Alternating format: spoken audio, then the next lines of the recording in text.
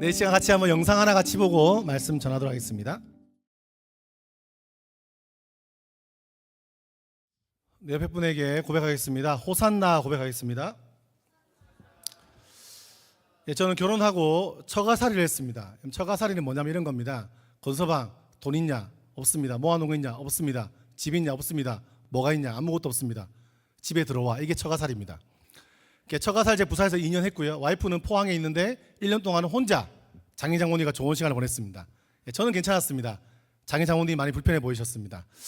때가 되어서 제주도 왔는데 제주도에서도 같이 이제 가까운 곳에 살았습니다. 그럴 때 이제 아이들도 컸고 아이들이 이제 할머니 집에 할아버지 집에 놀러 가죠. 근데 가끔 우리 할아버지께서 또 부산분이시고 또 꼬작꼬작한 면이 있는데 장인 장모님이 일을 서로 따로 하실 때는 괜찮았지만 이제 가까이 자주 일하게 되는 일이 생기면서 아버님의 잔소리도 늘고 그러다 보니까 약간 대화가 언성이 오가는 경우들이 있었습니다. 그럴 때면 어린 첫째 이한이가 뭐라고 했냐면 이렇게 했습니다. 아빠 이러면서 하는 말이 전쟁 났어요. 이렇게 얘기해요. 전쟁 났어요. 할아버지 할머니 싸우면 전쟁 갔다 이렇게 얘기했습니다. 가끔 저랑도 아내랑 언성이 높아지면 아들이 전쟁 났어 이렇게 했던 기억이 납니다. 설명해 주죠. 이 전쟁이 아니야. 그래 전쟁이나 말해놓고 자기도 둘째 이현이하고 늘 싸우는 모습을 보게 되죠. 여러분, 우리는 이처럼 이 땅에 살아가는 이 땅은 수많은 전쟁들을 크고 작은 전쟁을 우리는 가지고 살아가죠. 우리는 그 전쟁 때문에 마음의 평화를 잃어버리게 됩니다. 어떤 사람은요 직장에서 전쟁을 하죠. 살아남기 위한 싸움, 인정받기 위한 싸움, 매일 아침 출근하는 것이 전쟁터로 나가는 것 같습니다. 어떤 사람은 관계에서 전쟁을 합니다. 가족과 싸우고 친구와 멀어지고 연인과 상처를 주고받고 한마디가 칼처럼 다가와서 막아야 될지 나도 칼로 찔러야 될지를 고민하게 되는 게 관계의 전쟁이죠. 어떤 사람은 자기 안에서 전쟁을 합니다. 나는 왜 이럴까? 나는 왜 이렇게 부족할까? 나는 왜 이럴까? 나는 이 길이 맞을까? 하나님은요 정말 계신 것까? 밤마다 그 전쟁에서 잠을 설치기도 합니다. 우리나라 사람들은 전쟁이라는 말 많이 쓰죠. 입시 전쟁이라는 말 씁니다. 정말로 입시 문제는 전쟁처럼 너무 급박하고 전쟁에는 죽음이 왔다 갔다 하는 거죠. 죽음 같은 입시 전쟁, 스펙과 취업 전쟁, 부동산 전쟁 등 수많은 크든 작든 전쟁이 있고 우리는 그 전쟁은 우리의 마음과 우리의 삶을 평화를 빼앗아가죠. 일상의 평화를 빼앗고 마음의 평화를 빼앗고 관계의 평화를 빼앗고 삶의 평화를 빼앗습니다. 여러분, 우리는 사순절을 보내고 드디어 고난주간 첫날 종려주일이 되었습니다. 우리는 마태복음 21장에서 전쟁 중인 땅 한가운데로 나귀를 타고 들어오시는 한 왕을 만나죠. 그분의 이름은 평화의 왕이십니다. 그분은 오늘 우리에게 무엇을 말씀할까요? 그 2000년 전 예루살렘으로 들어가 보면 좋겠습니다. 예수님은 지금보다 어쩌면 더 철저한 전쟁의 상황에 오셨습니다. 예수님이 예루살렘에 입성하신 주후 30년은 그 땅은 단순한 종교 갈등뿐 아니라 제국의 지배와 민족의 생존이 걸린 철저한 전쟁터였습니다. 기원전 64년 로마 폼페이우스 장군이 예루살렘을 점령했을 때 이스라엘은요 속국이 되죠. 그럼 세금을 착지하는데 수입의 30에서 40%를 내게 했습니다. 더 많이 낼 때였죠. 로마에 상납하게 했어요. 거기에다가 성전세까지 이중으로 착취를 했습니다. 빌라도 총독은요 포각으로 악명이 높았고 유대인 수백 명을 재판 없이 학살했습니다. 로마 병사는 어느 유대인에게든 짐을 강제로 들게 할 권리를 보유하게 만들었고 십자가 처형, 반란자에게 가하는 가장 수치스러운 잔혹한 공개 처형이 이루어지는 것이 시대적인 상황이었습니다. 구체적으로 말하면 그런 게 있죠. 예수님이 아직 어린아이일 때 주 6년 갈릴리 유다라는 인물이 있었는데 그는 율법학자였고 독립운동가였습니다. 지도자였어요. 로마가 인구조사를 실시했습니다. 세금을 더 효율적으로 걷기 위한 조치였습니다. 그런데 갈릴리 유다는 이 인구조사에 격렬히 저항하죠. 하나님 외에는 어떤 주인도 인정할 수 없다. 세금을 내는 것은 로마를 우리의 주인으로 인정하는 것이다. 이것은 하나님에 대한 배신이다. 수백 수천 명의 유대인이 그의 주장에 동의했고 갈릴리 전역에서 반란이 불붙었습니다. 그러나 로마 군대는 가차없이 그들을 진압했습니다. 무력으로. 유다는 처형되었고 그를 추종하던 수천 명이 십자가에 달려서 죽었습니다. 갈릴리의 길가마다 십자가가 세워졌습니다. 예수님이 바로 그 갈릴리에서 자라셨죠. 어린 예수님의 눈에 그 십자가들이 보였겠죠. 동네 사람들이 수군거렸습니다. 저렇게 하면, 저 사람처럼 맞서면 우린 다 죽게 될 거야. 그리고 예수님도 결국 십자가를 지신 것을 우리는 알고 있습니다. 빌라도의 학살도 있습니다. 예수님이 예루살렘 입성하기 불과 몇 년 전의 일인데 빌라도 총독이 예루살렘의 새 수도관을 건설하기로 하였습니다. 근데 공사 비용을요 성전 근구에서 가져갔습니다. 하나님께 드린 헌금을 로마 공사에 쓴 것이죠. 분노한 유대인들이 빌라도의 관저 앞에 모여 항의했습니다. 수천 명이었습니다. 빌라도는 미리 군인들을 군중 속에 민간인 복장으로 잔해시켜 놓았고 그리고 신호를 보냈습니다. 쳐라! 군인들이 그 시위대를 곤봉으로 마구 내려쳤고 수백 명이 그 자리에서 죽게 되었죠. 도망치려는 사람들도 서로 밟혀 죽였습니다. 아무런 법적 절차도 없이 항의했다는 이유만으로 죽게 되었습니다. 이 유대 역사가 요세푸스는 이 사건을요 아주 세세하게 기록하고 있죠. 누가복음 1장 13장 1절에 이런 말씀이 있습니다. 빌라도가 어떤 갈릴리 사람들의 피를 그들의 제물에 섞은 일, 이 제사를 드리다가 죽임을 당했다는 내용이죠. 예루살렘에 예수님께서 입성하신 오늘 그날 그 기억이 아주 생생한 도시의 상황입니다. 그 거리에 그 광장에 그 냄새가 피비린 데가 아직 남아 있습니다. 사람들이 알고 있어요. 뭘 알았을까요? 저항하면 죽는다. 전쟁하면 죽는다. 오늘 예수님이 입성하신 이날은요 바로 그런 상황이었고 유월절 주간이었습니다. 유월절은 이스라엘이 이집트 노예에서 해방된 날을 기념하는 절기입니다. 평소 예루살렘에 5만 명의 사람들이 있다면 이때는요 20만 명 이상으로 폭증합니다. 그런데 이 절기가 로마에게는 가장 위험한 시기였습니다. 해방을 기념하는 절기이기 때문에 민족주의 감정이 막 올라오게 되겠죠. 그래서 어떻게 했을까요? 빌라도는 유월절마다 이 가리사야에서 예루살렘으로 군대를 이끌고 입성했습니다. 수백 명의 기마병과 보병과 황제의 군기와 로마의 독수리 깃발이 여러분 펼쳐지고 그들의 메시지는 분명했죠. 내가 여기 있다. 너희의 민족주의 정신이 끌어오는 것을 안다. 너희가 생각하는 그 유대인의 왕을 기다리는 걸 알고 있지만 조금만 움직여봐, 반란해봐, 다 죽여버리겠어. 저 십자가를 봐. 광장마다 십자가에 매달린 신자들이 있었고 공포가 도시 전체를 짓누르고 있었겠죠. 이런 상황에서 유대인들의 메시아의 기대는요 극에 달했습니다. 왜요? 예수님 때문입니다. 예수님이요 엄청난 일을 행하십니다. 예수님 오셔서요 병자를 고치고요 막 할 말 하시는 분이십니다. 때로는요 막 너무 사랑으로 사람을 대해주고 때로는요 막 태토처럼요 할 말 다 하시는 놀라운 분이었죠. 그들이 기대하는 건 이거였습니다. 다윗 같은 전사 같은 왕이었습니다. 로마를 물리치고 독립을 정치할 군사 지도자, 정치적 해방자, 이스라엘 다시 강대국으로 세울 즉각적 구원, 지금 당장 로마를 다 물리치고 이스라엘 구원할 왕을 메시아를 기대했죠. 바로 이 터질 듯한 긴장 속에서 서쪽 성문에서는 빌라도의 군대가, 동쪽 감난산 방향에서는 예수님이 동시에 예루살렘으로 입성하는 중에 있습니다. 군중은요 겉옷을 벗었습니다. 예수가 왔습니다.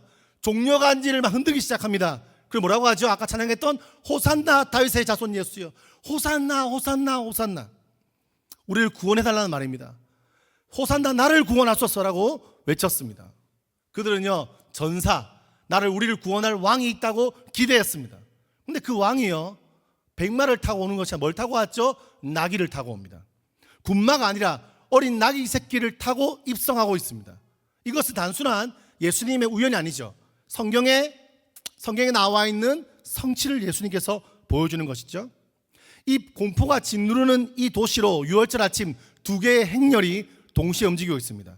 서쪽 성문은 빌라도의 군대고 동쪽 문은 예수님께서 나귀 새끼를 타고 종려가지를 흔드는 호산나라고 외치는 그들을 건너가고 있는 것이죠. 군중은 겉옷을 벗어서 길에 깔고 종려가지를 흔들었습니다. 예수님께서는 그곳을 바로 나귀를 타고 지나가시죠. 여러분 마태복음 21장 5절, 마태는 이 장면에서 멈추고 구약 성경을 인용하는데 이 말씀입니다. 보라, 내 왕이 내게 임하시나니 그는 겸손하여 나귀 곧 멍에 매는 짐승의 새끼를 탔도다. 그 성취를 보여주는 거죠. 스가랴 9장에서는 이렇게 말하죠. 그가 전차를 에브라임에서 군마를 예루살렘에서 끊겠고 전쟁하는 활도 끊으리니 그가 이방 사람에게 화평을 전할 것이요 그의 통치는 바다에서 바다까지 이르리라. 이 왕은요 어떤 분이라고요? 전쟁을 일으키러 온 분이 아니라는 겁니다. 전쟁을 끊으러 왔습니다. 전차를, 군마를, 전쟁하는 활을 끊겠다고 구약에 예언되어 있고 그 이방인에게까지 화평을 주겠다고 말씀하시죠. 이사야가 700년 전에 예언한 이름, 한 아이가 우리에게 낳고 한 아들을 우리에게 주신 바 되었는데 그의 이름은 기묘자라, 모사라, 전능하신 하나님이라, 영존하시는 아버지라, 평강의 왕이라 할 것이라. 이 말씀, 이사야가 말씀을 선포할 때 여러분 이 전쟁의 시대였어요. 아수르 제국이 이스라엘을 짓밟던 때, 그때 하나님은 오실 왕의 이름을 미리 알려주었죠. 어떤 왕이라고요? 평강의 왕입니다. 더 강한 군대가 아니라 평화의 자체가 왕으로 올 거라고 예언했죠. 여러분 이 두 입성의 대조가 보이십니까? 빌라도의 입성, 군마와 창검과 황제의 깃발, 공포를 만드는 침묵이죠. 예루살렘의 입성, 나귀 새끼, 겸손, 종려가지, 사람을 사랑으로 만드는 평화죠. 팍스 로마나, 겉으로는 평화지만 로마의 굴력과 로마의 힘 때문에 굴복해서 만드는 평화와 침묵. 근데 팍스 크리스티, 왕이 스스로 낮아져 자기 몸으로 평화를 만드는 모습을 오늘 예수님은 보여주고 있는 것이죠. 예수님은 그 주 금요일에 십자가에 달리셨습니다. 에베소서 2장 14절 말씀인데 그는 우리의 화평이신지라 둘로 하나를 만드사 원수된 것 곧 중간에 막힌 담을 자기 육체로 허셨다. 무슨 말이죠? 원수와 원수 사이에 담이 있었습니다.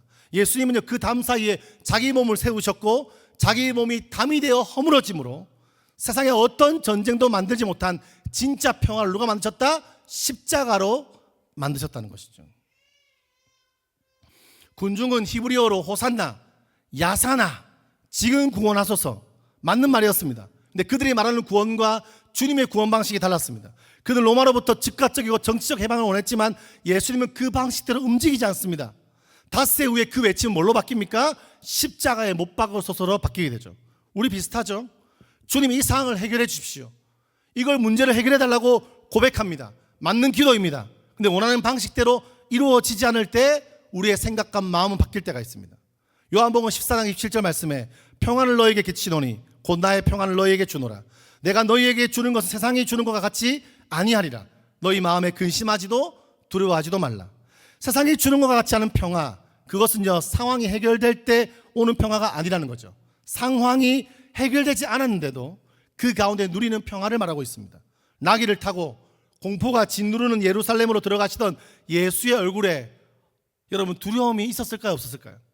아무튼 그의 모습 안에는요 당당함이 있었습니다. 비록 나귀 새끼를 타고 있었지만, 비록 여러분 좋은 차를 타지 않지만, 대단한 차를 타고 대단한 말을 탄 게 아니지만 예수의 모습에는요 이 평화를 가진 진짜 평화의 왕의 모습이 있었겠지요.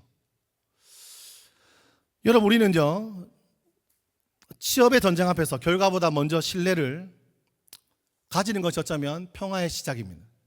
직장의 전쟁 앞에서 의미 없어 보이는 그 일터가 하나님 나라의 청지기의 현장일 수 있죠. 관계의 전쟁 앞에서 보복이 아니라 먼저 손을 내밀고 담을 쌓는 것이 아니라 자기 몸으로 그 사이에 서는 것이 예수의 모습과 뒷모습을 따라가는 모습일 수 있습니다. 신앙의 전쟁 앞에서 의심이 있을 수 있지만 나귀를 타신 예수를 따라 한 걸음씩 뒤따라가는 삶이 우리에게 필요할 수 있죠. 여러분 2000년이 지난 지금도 여전히 전쟁은 멈추지 않습니다. 2022년 2월 러시아가 우크라이나를 전면 침공했습니다. 3년이 넘도록 끝나지 않습니다. 도시가 폭격됐고 병원이 무너졌고 아이들이 죽었습니다. 너무나 많은 사람이 집을 잃었습니다. 러시아는 말합니다. 우리 안보를 위해서, 우크라이나는 말하죠. 우리의 생존을 위해서. 그러니까 죽는 것은 언제나 그 땅의 평범한 시민들이고 젊은이들이고 아이들입니다. 2025년 6월 이스라엘이 이란 핵시설을 기습 공습했습니다. 그것을 빌미로 이란은 미사일 550발, 드론 1000여 대로 보복했습니다. 미국이 참전했고 2026년 2월 전면전으로 확대되었습니다. 지금 이 순간에도 중동의 하늘에서 미사일이 날아가고 있고 드론이 띄워지고 있습니다. 이스라엘 어머니와 이란의 어머니가 자식을 잃고 흘리는 눈물은 같습니다. 며칠 지나면 제주도는 4월 3일이 됩니다. 지금 우리가 살아가는 이 제주 땅, 이 아름다운 땅 섬 아래에 씻기지 않은 피가 있죠. 형제와 형제와의 죽음, 아벨의 피가 있습니다. 1945년 해방 이후 한반도는 미국과 소련 냉전의 최전선이 되었는데 제주도는 일제강점기 말 일본 군 기지로 사용되다 해방 후 군인과 경찰과 청년단체들이 난립하는 혼란의 섬이 되었습니다. 1947년 3월 1일 제주에서 3월 3일절 기념 집회가 열렸는데 경찰이 군중에게 발포해 6명이 숨지고 6명이 부상했습니다. 분노한 제주도민 2만 2천 명이 총파업에 나섰고 그것이 4.3의 불씨였죠. 1948년 4월 3일 새벽 2시 제주도 내 24개 경찰 지서가 동시에 습격당했습니다. 이승만 정부는 빨갱이 반란으로 규정하고 군경 서청 서부청년단 토벌대를 파견했습니다. 북한에서 내려온 방공청년들로 구성된 그들은 제주 방언도 모르고 제주 사람들을 타자로 보고 그들을 토벌하기 시작하죠. 이 마을에 빨갱이가 있다는 제보 하나로 마을 전체를 불태웠습니다. 북촌리 핫살은요 굉장히 중요한 부분이죠. 군인 2명이 습격당하자 다음날 북촌리의 주민 300에서 400명이 직결당한 뒤 총살되었습니다. 피해자의 대다수는 산에 올라간 무장대가 아니라 평범한 농민, 아이, 노인, 임산부였습니다. 한 생존자의 증언에 의하면 아버지는 논에서 일하다 잡혀갔습니다. 그날 저녁 시신으로 돌아왔습니다. 연좌제로 인해서 가족 한 명이 연루되면 온 가족이 처형되거나 감시 대상이 되기도 했습니다. 1954년까지 7년간 제주 전체 인구의 10분의 1이 해당하는 2만 5천에서 3만 명이 희생당한 사건이죠. 130여 개 마을이 불탔고 성중상한 마을의 대부분이 지도에서 사라졌습니다. 학살이 끝난 후에도요 고통은 끝나지 않았습니다. 4.3은 50년 동안 금기였습니다. 말하면 빨강이가 되었고 부모가 어떻게 죽었는지 자식에게도 말할 수 없었습니다. 제삿날에도 몰래 지내야 했습니다. 한 유족이 그런 얘기를 했다고 합니다. 아버지 제삿날 울면 안 됐어요. 밖에서 들으면 안 되니까 이불 속에서 울었습니다. 아버지 제삿날인데 2000년 처음으로 제주 4.3 특별법이 제정되었고 2003년에 노무현 대통령이 공식 사과를 했죠. 그러나 아직도 행만 불멸된 유해가 있고 아직 회복되지 못한 사람들이 있습니다. 4.3 문제 끝난 역사가 아니죠. 여전히 밟고 있는 이 땅의 전쟁의 기억이죠. 구명되지 않았습니다. 여러분 4.3 기념관에 가보면 백비가 있습니다. 이유가 뭐냐면 이름이 없습니다. 누구도 규정할 수 없습니다. 말할 수 없습니다. 왜냐하면 그 안에 가해자와 피해자가 다 있기 때문에 침묵할 수밖에 없는 상황이 있었습니다. 우리는 바로 그 백비는 말하는 게 뭐냐면 우리는 아직 이 아픔에 이름을 붙일 수 없다는 것을 말하는 것이죠. 그렇다면 여러분 이런 전쟁 혹은 대한민국에 있었던 전쟁 혹은 우리의 삶에 일어나고 있는 수많은 크고 작은 전쟁 중에 평화의 왕은 어디 계신가요? 갈릴리의 십자가 앞에서 빌라도의 학살 앞에 4.3의 북총리 들판 앞에서 우크라이나의 폐허 앞에서 우리는 묻게 되죠. 하나님은 어디 계셨습니까? 평화의 왕이신 예수님은 왜 침묵하셨습니까? 이 질문에 대한 우리는 답을 너무 쉽게 내리죠. 한 2가지 정도만 얘기하면 이런 게 있습니다. 잘못된 답입니다. 첫째는요, 하나님이 전쟁을 허락했으니 뜻이 있다는 말입니다. 이것은요 피해자에게 너무 잔인하죠. 북촌리에 죽어간 300명 아이들에게 뜻이 있다고 말할 수 있습니까? 둘째는 하나님이 없다, 이 세상은 강한 자만 살아남는 양육강식이다라고 말하죠. 이것은 너무 절망입니다. 이 논리가 결국 또 다른 전쟁을 정당화하는 것이죠. 그런데 오늘 성경은 우리에게 어떤 메시지를 조금이나마 줄까요? 본문을 보면 예수님은 예루살렘을 멀리서 바라보며 평화를 선포하지 않았습니다. 그분은 나귀를 타고 그 한가운데 직접 들어가셨죠. 갈릴리 유다의 십자가들이 아직 기억되는 그 도시로, 빌라도의 확살이 있는 아직 그 생생한 거리로, 그리고 그 주 금요일 예수님은요 자신이 전쟁의 피해자가 되었죠. 채찍에 맞았습니다. 로마 병사들이 가죽 채찍에 살을 찢었습니다. 가시관을 찢었습니다. 조롱과 굴욕 속에서 유대인의 왕이라는 자패를 달고 십자가에 달렸고 엘리 엘리 라마 사막다리, 나의 하나님 나의 하나님 어찌하여 나를 버리셨나이까란 포효를 외치셨습니다. 그분은 하나님의 침묵 앞에서 그분도 절규했습니다. 이것이 핵심이죠. 하나님은 인류의 고통을 위에서 그냥 내려다보는 구형꾼이 아니십니다. 하나님은 직접 그 고통 속으로 내려왔고 그게 십자가죠. 직접 채찍을 맞으셨고 왜 버리셨나이까 하고 같이 외치셨고, 부총리의 그 아이들이 느꼈을 공포와 억울함을 하나님은 십자가 위에서 같이 경험한 분임을 우리는 성경을 통해 알 수 있습니다. 그것이 바로 기독교의 신앙의 핵심이죠. 임마누엘의 하나님, 하나님이 나와 함께 하신다. 그것은 고통이 없는 자리에서의 동행이 아니었습니다. 고통 한가운데의 동행입니다.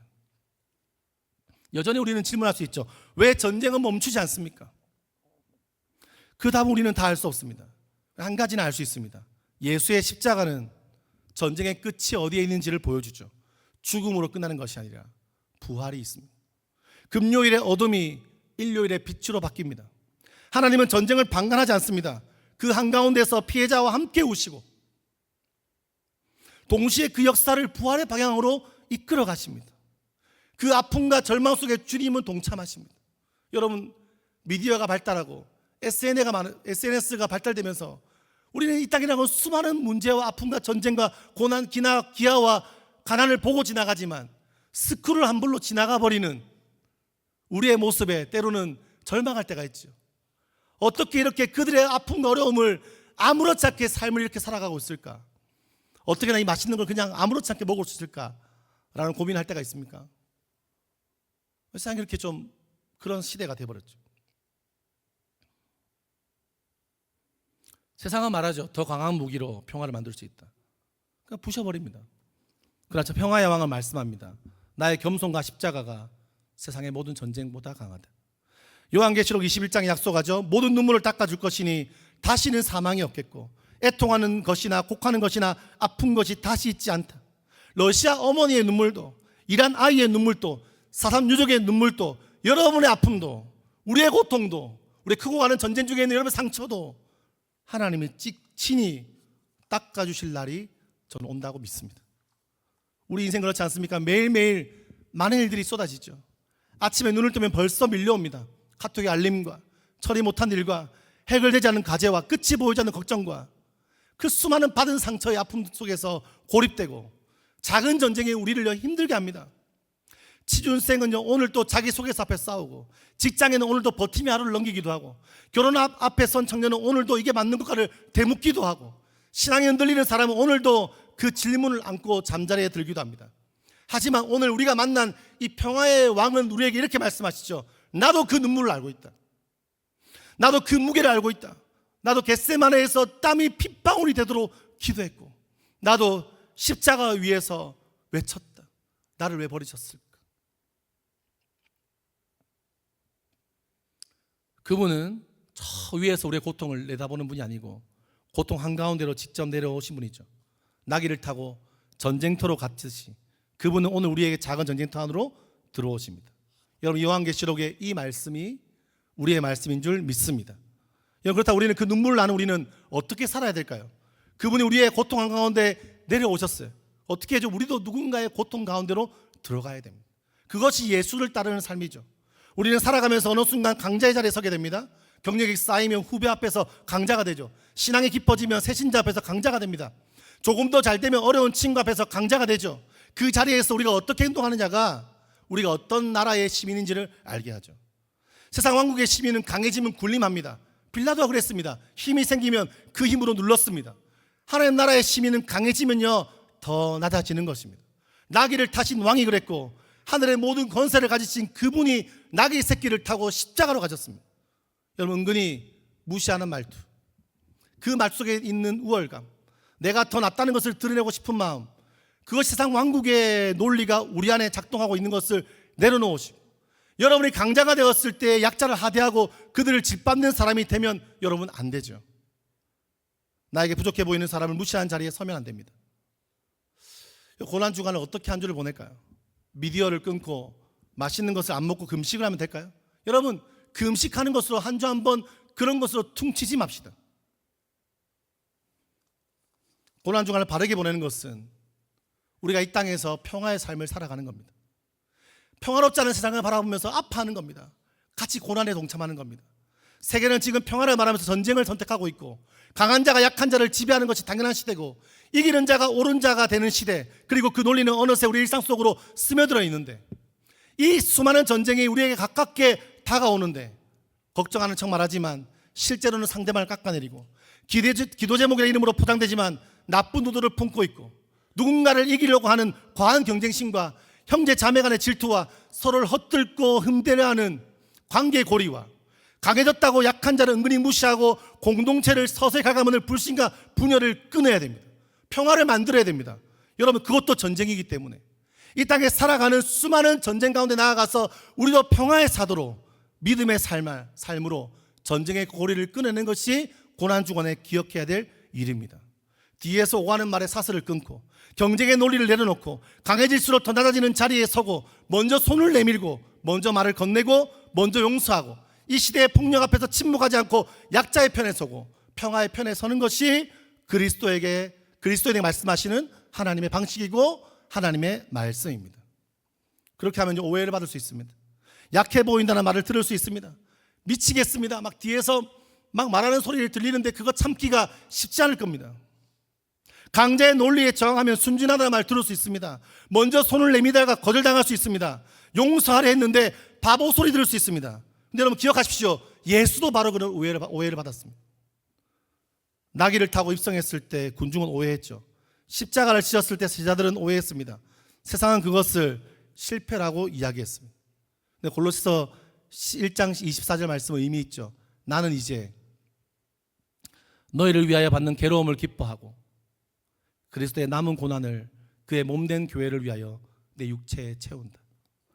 화평을 만들다가 오해받는 그 고난, 강자의 논리를 거부하다가 받는 역풍, 먼저 손을 내밀다가 거절당한 고통, 그것이 바로 그리스도의 남은 고난에 동참하는 것입니다.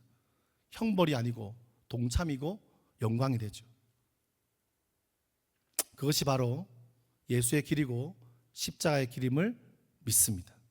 여러분, 우리가 고난 중 어떠한 세 가지를 결정합시다. 첫 번째 이겁니다. 기도합시다. 아멘. 러시아와 우크라이나를 위해서, 이스라엘과 이란의 민간인들을 위해서, 4.3의 유족들을 위해서, 내 마음의 전쟁을 위해서 기도하기를 축복합니다. 뉴스를 볼 때 분노하기 전에 먼저 무릎 꿇고 그들을 위해서 기도하십시오. 두 번째는요, 우리의 삶의 자리에서 평화를 만들어내십시오. 제주에서, 공동체에서, 직장에서 보복이 아닌 먼저 손을 내밀고 나귀를 타신 예수처럼 낮은 자리로 가십시오. 세 번째는 이겁니다. 평화의 왕을 더욱더 신뢰합시다. 전쟁이 끝나지 않은 것 같아도 금요일의 어둠이 일요일의 아침의 빛으로 바뀔 것을 믿고 나귀를 타시고 오신 그 왕이 십자가를 지시고 무덤에서 일어났음을 기억하는, 그분이 온 땅의 왕이심을 기억하면 좋겠습니다. 평화를 이루는 자는 복이 있나니 그들이 하나님의 아들이라 일컬음을 받을 것입니다. 한 주 동안 역사의 아픔 앞에, 삶의 아픔 앞에, 전 세계의 고통과 아픔 앞에 여러분 청년부에서 개척교회를 섬기고 창암제안을 섬기고 수많은 그런 선교자 그 과정들을 보고만 있지 마시고 그 일에 동참하시고 함께 하시고 이 땅에서 수많은 어려움과 고통받고 있는 자들을 위해서 어떻게 도울까를 고민하고 함께 믿음의 길을, 평화의 길을 걸어가는 것이 고난주간에 참여하는 일임을 믿습니다.